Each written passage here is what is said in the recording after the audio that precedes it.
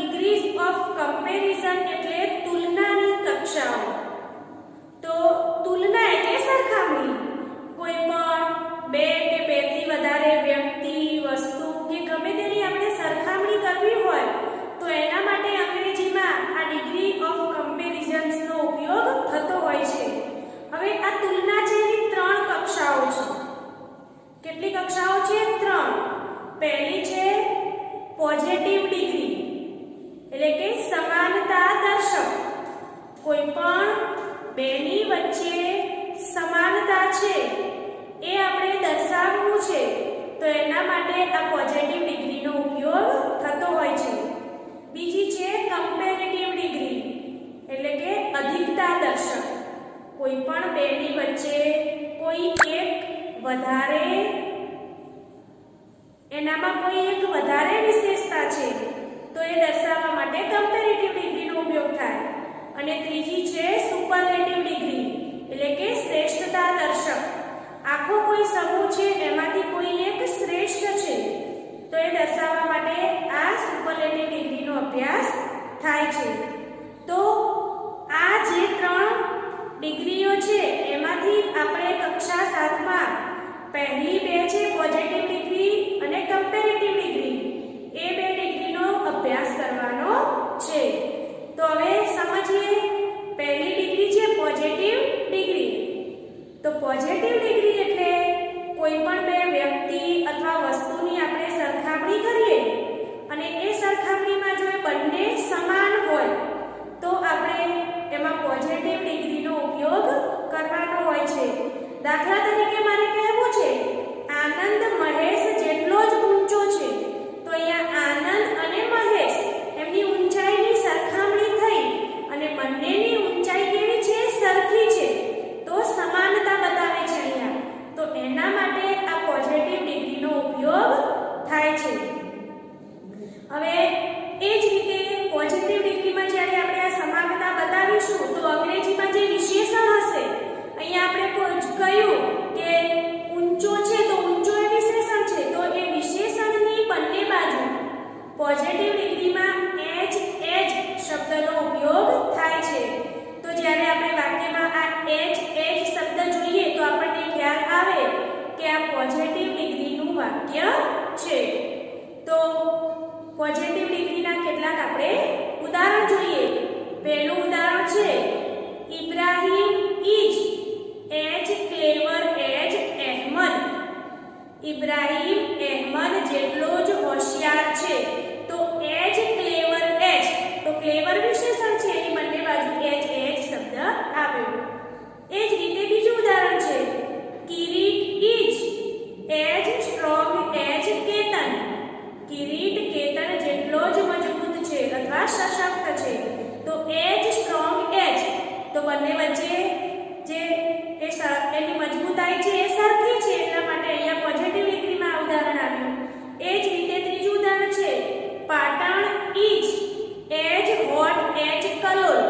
પાટણ કલોલ જેટલું જ ગરમ છે તો અહીંયા બે શહેરોની ગરમી કેટલી છે એની સરખામણી થઈ અને બે શહેરો વચ્ચે ગરમી સમાન છે એટલા માટે પોઝિટિવ ડિગ્રીમાં આવશે. એ જ રીતે ચોથું ઉદાહરણ છે આઈ એમ એજ ટોલ એજ અશોક. હું અશોક જેટલો જ ઊંચો છું. તો આ રીતે આ પોઝિટિવ ડિગ્રીના ઉદાહરણ હતા. હવે કમ્પેરેટિવ ડિગ્રીને આપણે ધ્યાનપૂર્વક સમજીએ. તો આપણે પહેલા જ જોયું કે કમ્પેરેટિવ ડિગ્રીનો ક્યારે ઉપયોગ થાય? તો કોઈ બે વ્યક્તિ, વસ્તુ કે ગમે તેની વચ્ચે આપણે સરખામણી કરીએ છીએ તો એમાંની એક વસ્તુ કે વ્યક્તિ કે શહેર કે કોઈ પણ એક અધિકતા બતાવે છે. ઊંચાઈની સરખામણી કરીએ છીએ તો એક બીજા કરતાં ઊંચું છે. એમની ગરીબાઈની સરખામણી કરીએ છીએ તો એકની ગરીબાઈ બીજા કરતાં વધારે છે. તો એકમાં જ્યારે અધિકતા છે તો એ અધિકતા દર્શાવવા માટે આ કમ્પેરેટિવ ડિગ્રીનો ઉપયોગ થતો હોય છે. તો જેમ પોઝિટિવ ડિગ્રીમાં એજ શબ્દનો ઉપયોગ થાય એ રીતે જ્યારે આપણે કમ્પેરેટિવ ડિગ્રીના ઉદાહરણ જોઈશું. ગુજરાતીમાં પહેલા એક ઉદાહરણ આપું કે કમ્પેરેટિવ ડિગ્રી કોને કહેવાય? તો મહેશ આનંદ કરતા ઊંચો છે. તો મહેશની ઊંચાઈ આનંદ કરતા વધારે છે. તો એટલા માટે એ ઉદાહરણ આપણે કમ્પેરેટિવ ડિગ્રીમાં મૂકી શકીએ. તો જેમ પોઝિટિવ ડિગ્રીમાં એજ શબ્દનો ઉપયોગ કરતા હતા, એ જ રીતે આ કમ્પેરેટિવ ડિગ્રીમાં ઈઆર અને ધેન એટલે કે વિશેષણની પાછળ આપણે ઈઆર લગાવવાનું છે અને ધેન શબ્દ આવશે. દાખલા તરીકે ઉદાહરણ છે આ રીતે, Apurva is taller than Anand. તો ટોલનું ટોલર થયું, ટોલ TALL ટોલ, એની પાછળ ઈઆર લાગ્યો. તો Apurva is taller than Anand. Apurva Anand કરતા ઊંચો છે. એ જ રીતે બીજું ઉદાહરણ છે, China is larger than India. Bharat ચીન ભારત કરતા મોટું છે. China is larger than India એટલે કે ચીન ભારત કરતા મોટું છે. તો લાર્જ એટલે વિશાળ અથવા મોટું, તો એની પાછળ ઈઆર લાગ્યો એટલે લાર્જર થયું. તો અહીંયા આપણે એની વિશાળતાની સરખામણી કરી તો એક છે બીજા કરતા વિશાળ છે, વધારે મોટું છે. તો એટલા માટે આ ઉદાહરણ આપણે કમ્પેરેટિવ ડિગ્રીમાં મૂકી શકીએ. એ જ રીતે ત્રીજું ઉદાહરણ છે, India is smaller than China. Bharat China કરતા નાનું છે. ચોથું ઉદાહરણ છે, Pramod is wiser than his friend. Pramod તેના મિત્ર કરતા વધારે ડાયો છે. વાઇઝ એટલે ડાયો, તો વાઇઝર. તો આ પ્રમાણે જ્યારે આપણે કમ્પેરેટિવ ડિગ્રીના ઉદાહરણ લખીશું અંગ્રેજીમાં, તો વિશેષણની પાછળ ઈઆર અને THAN ધેન એ શબ્દનો ઉપયોગ થતો હોય છે. તો આપણે કક્ષા 7માં આ 3 ડિગ્રીમાંની 2 ડિગ્રી, પોઝિટિવ ડિગ્રી અને કમ્પેરેટિવ ડિગ્રી શીખી ગયા છીએ. આજે શીખીશું ત્રીજી ડિગ્રી, સુપરલેટિવ ડિગ્રી. તો આપણે જોયું કે સુપરલેટિવ ડિગ્રીમાં શું હોય, સૌથી વધુ શ્રેષ્ઠતા બતાવવા માટે આ સુપરલેટિવ ડિગ્રીનો ઉપયોગ થતો હોય છે. અને જેમ કમ્પેરેટિવ ડિગ્રીમાં ઈઆર અને ધેન એવા 2 શબ્દો વપરાય છે, વિશેષણની પાછળ ઈઆર લગાવાય અને પછી ધેન શબ્દ આવે છે, એ પ્રમાણે સુપરલેટિવ ડિગ્રીમાં ધ શબ્દ આવશે, વિશેષણની આગળ ધ શબ્દ આવશે અને વિશેષણની પાછળ EST લાગશે. વિશેષણની આગળ શું આવશે, ધ, અને એની પાછળ EST લાગશે, ધ ક્લેવરેસ્ટ. એ જ પ્રમાણે ધ હોટેસ્ટ. હોટ હોય તો સુપરલેટિવમાં શું થશે, ધ હોટેસ્ટ. વિશેષણની આગળ ધ અને વિશેષણની પાછળ એના ભેગું જ EST શબ્દ ઉમેરી અને વિશેષણ બનશે. હવે ઉદાહરણ જોઈએ આપણે થોડા, કે અલી સૌથી હોશિયાર છોકરો છે. તો એના માટે આપણે બનાવી શકીએ sentence, Ali is the cleverest boy. એ જ પ્રમાણે બીજું ઉદાહરણ છે, ઈડર સૌથી ગરમ નગર છે. તો Idar is the hottest town. ત્રીજું ઉદાહરણ છે, એવરેસ્ટ સૌથી ઊંચો પર્વત છે.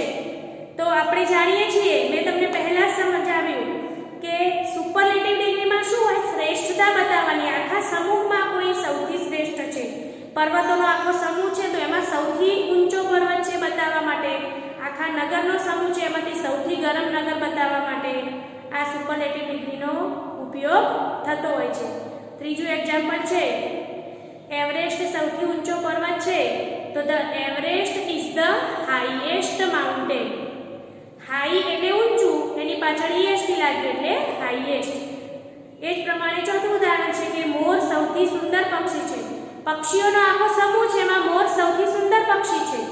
તો આપણે લખી શકીએ, the peacock is the most beautiful bird. શું આવશે, the peacock is the most beautiful bird. હવે શું હોય, કેટલાક વિશેષણો એની પાછળ EST ન લાગી શકે. જેમ કમ્પેરેટિવ ડિગ્રીમાં આપણે જોતા હતા કે બ્યુટીફુલ છે તો એની પાછળ ER ના લાગે, બ્યુટીફુલર એવું ના થાય. તો આપણે જ પ્રમાણે અહીંયા સુપરલેટિવ ડિગ્રીમાં જો એવું કોઈ વિશેષણ હોય તો એની પાછળ આપણે est લગાવવાની બદલે એની આગળ મોસ્ટ શબ્દ મૂકીએ છીએ. તો the peacock is the most beautiful bird. તો આ પ્રમાણે આ સુપરલેટિવ ડિગ્રીનો ઉપયોગ થતો હોય છે. તો આપણે યુનિટ 2 જે શીખી રહ્યા છીએ અંગ્રેજીના બુકમાં એમાં આ આપણે આ ડિગ્રી છે ધ ડિગ્રી ઓફ કમ્પેરિઝન ગ્રામરના આ ટોપિકનો ઉપયોગ એ યુનિટ 2 માં કરવાના છીએ. હવે બીજું કે ત્રણેય ડિગ્રી આપણે શીખ્યા, પોઝિટિવ ડિગ્રી, કમ્પેરેટિવ ડિગ્રી અને સુપરલેટિવ ડિગ્રી. એ ત્રણેયમાં વિશેષણ કઈ રીતે લખાય એ આપણે એક્ઝામ્પલ દ્વારા જોઈએ. તો અહીંયા બાજુમાં તમને ચિત્રમાં દેખાય છે કે પહેલું વિશેષણ છે સ્મોલ. પોઝિટિવ ડિગ્રી છે એમાં શું લખાય? એજ સ્મોલ એજ. કમ્પેરેટિવ ડિગ્રી હોય તો એમાં સ્મોલર ધેન આવશે. અને એજ સ્મોલ વિશેષણને આપણે જો સુપરલેટિવ ડિગ્રીમાં લખવું છે તો ધ સ્મોલેસ્ટ વર્ડનો ઉપયોગ થાય. એ જ પ્રમાણે એજ બિગ માટે કમ્પેરેટિવ ડિગ્રીમાં બિગર ધેન અને સુપરલેટિવ ડિગ્રીમાં ધ બિગેસ્ટ. થીન શબ્દ છે તો એજ થીન એજ કમ્પેરેટિવમાં થશે થિનર ધેન અને સુપરલેટિવમાં થશે ધ થિનેસ્ટ. એ પ્રમાણે અહીંયા આખું ચિત્ર છે આ રીતના વિશેષણનું એ તમારે ધ્યાનથી એમાં આપેલા બધા જ શબ્દો વાંચવાના છે અને એને તમારે તૈયાર પણ કરવાના છે કે જેથી પરીક્ષામાં આ ડિગ્રીનો ટોપિક તમને પૂછાય તો એમાં કયું વિશેષણ છે જે ડિગ્રી છે એ પ્રમાણે વિશેષણનો એ શબ્દ તમને મૂકતા આવે. એટલા માટે આ ચિત્રમાં બધા જે વિશેષણ દેખાય છે એ વિશેષણને ત્રણેય ડિગ્રીમાં કઈ રીતે મૂકી શકાય એ મૂકવા માટે તમારે તૈયાર કરવાનું. હવે આપણે ડિગ્રી શીખ્યા એના પરથી કેટલીક એક્સરસાઇઝ આપી છે એ એક્સરસાઇઝ જોવાની છે. તો આપણે ત્રણેય ડિગ્રી શીખ્યા કે જો પોઝિટિવ ડિગ્રી હોય તો બંનેમાં સરખી સમાનતા છે એ બતાવવા માટે પોઝિટિવ ડિગ્રીનો ઉપયોગ થાય. બંનેમાંથી કોઈ એક ચડિયાતું છે તો એ બતાવવું છે તો કમ્પેરેટિવ ડિગ્રીનો ઉપયોગ થાય. અને આખા સમૂહમાં કોઈ એક છે એને શ્રેષ્ઠ બતાવવું છે તો એના માટે સુપરલેટિવ ડિગ્રીનો ઉપયોગ થાય. હવે ત્રણેય ડિગ્રીના આપણે એને એક ડિગ્રીમાંથી બીજી ડિગ્રીમાં ફેરવવાના ઉદાહરણ જોઈએ આપણે કે અહીંયા આપ્યું છે આપણને Mona is clever, Sona is also clever. Mona હોશિયાર છે, સોના પણ તેટલી જ હોશિયાર છે. તો શું છે અહીંયા મોના અને સોના બંને સરખી રીતે હોશિયાર છે તો કઈ ડિગ્રી આવે? પોઝિટિવ ડિગ્રી આવે. તો શું બને? મોના ઇઝ એજ ક્લેવર એજ સોના.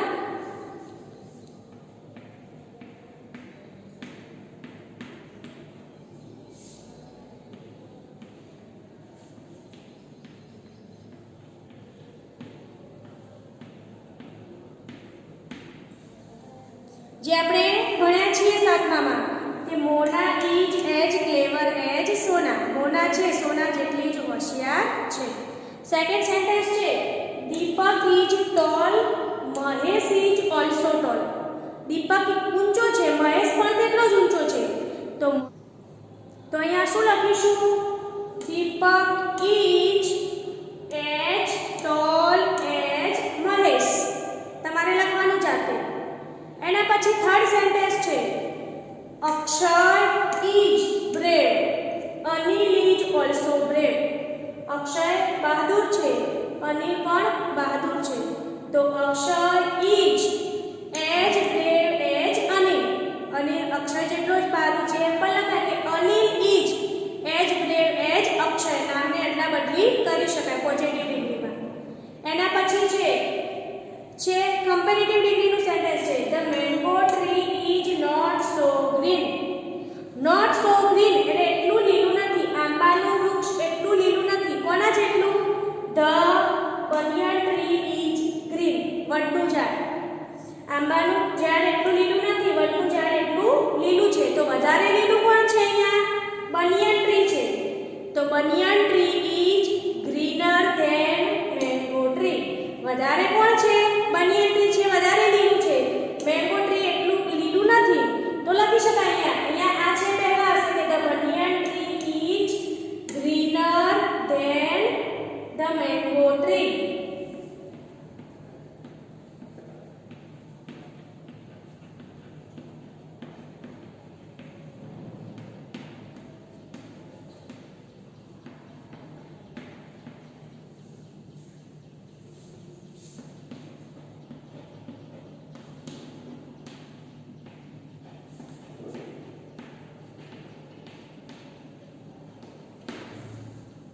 વડનું ઝાડ આંબાના વડ કરતાં વધુ લીલું છે. એ જ પ્રમાણે છે father is not so slow. પિતાજી એટલા ધીમા નથી, સ્લો નથી. Grandfather is very slow. દાદાજી ખૂબ ધીમા છે. તો ધીમું કોણ છે બંનેમાં? દાદાજી છે. તો grandfather is slower than father.